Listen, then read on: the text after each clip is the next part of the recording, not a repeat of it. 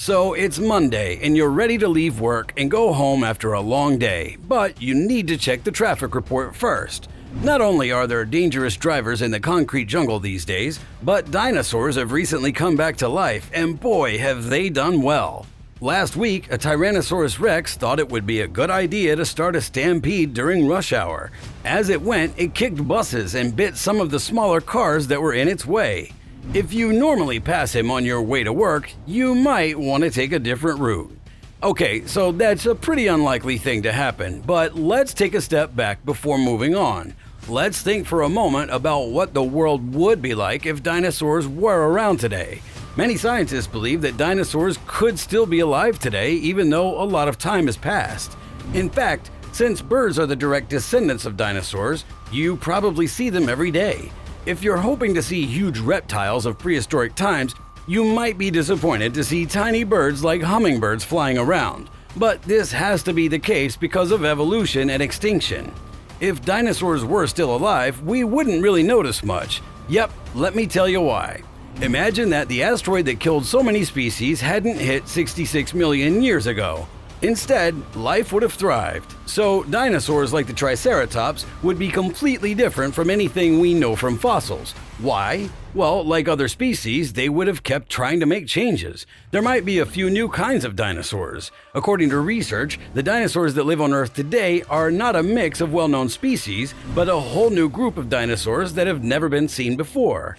But even dinosaurs that are no longer alive did not look like what most people thought they did when they were alive. In fact, it's even possible that we would have never seen them. Why? Well, because there's a good chance that mammals like us, humans, and many other animals would not have been able to evolve if there had been a lot of dinosaurs still living on Earth at the time. Even if mammals thrived in the shadow of so many dinosaurs, they did so while being very small and unrecognizable. They did this even though the dinosaurs ruled the Earth at the time. So even if the first primates had already evolved by the time the dinosaurs were dying out, they had more in common with a tree shrew than with you or me.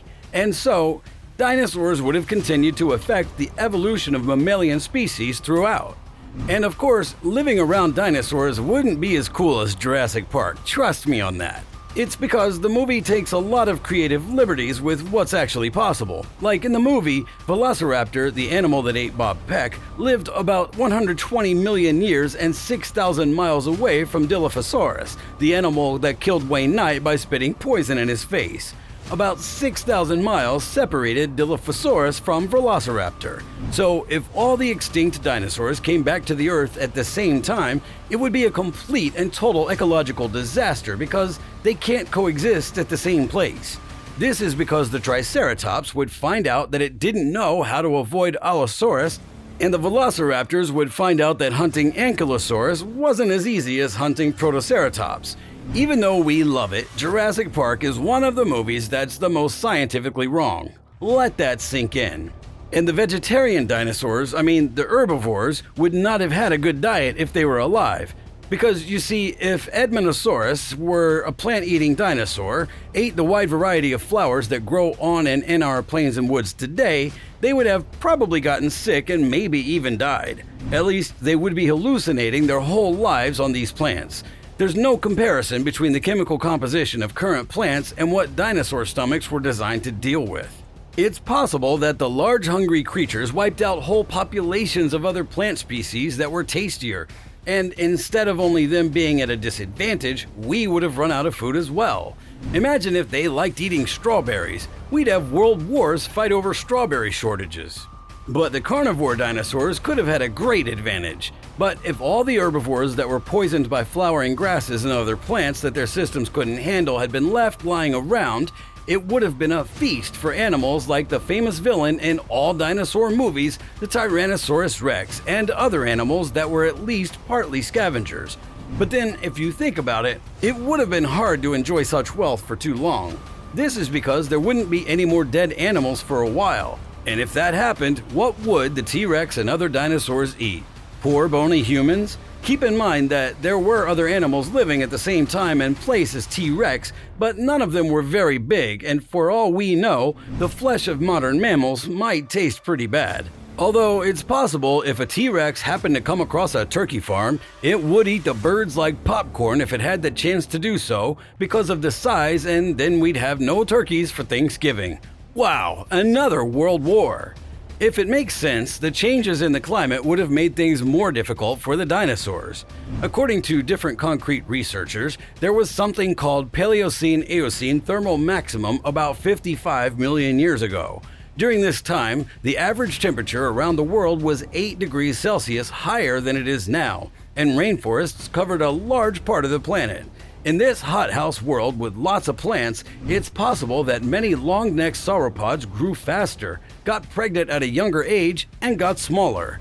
In the late Cretaceous, several dwarf sauropods, some no bigger than a cow, were already known from European islands. It's possible that many long-necked sauropods could have grown more in this hothouse world with lots of plants. The same was true for fruits. Coevolution is what makes it possible for many modern birds to eat the fruit and drink the nectar of many flowering plants. In fact, these things evolved together so birds could spread the seeds of the plants. It's possible that this skill also developed in dinosaurs that were neither vegetarians nor birds. Paleontologists explain that some or all of the animals may have become smaller over time because fruits and other flowering plants are easier to digest than gymnosperms that lived during the Cretaceous period. Dinosaurs would get used to living in grasslands. Mammals gradually learned to eat grassland plants as they grew and changed in an environment without dinosaurs. But surviving dinosaurs would have changed much faster because of the evolutionary advantages they already had. For example, hadrosaurs had up to 1,000 huge teeth in their jaws, which would have been great for grinding grass faster than our typical machines. Nysha's theory was based on the idea that these advantages for evolution would have sped up the evolution of dinosaurs. Have you ever heard of any dinosaurs that dug? According to studies, it's strange that dinosaurs didn't really burrow, since snakes and lizards do it all the time. According to different researchers, if some dinosaurs were given more time to evolve, they might have become underground specialists, like mammalian moles but with scales or huge feathers instead of fur. Dinosaurs could grow furry, but are probably never going to be a cuddly friend like your teddy bears. Before the asteroid hit, dinosaurs lived well above the Arctic Circle in temperatures that were much warmer than those that would come with many ice ages that happened over thousands of years.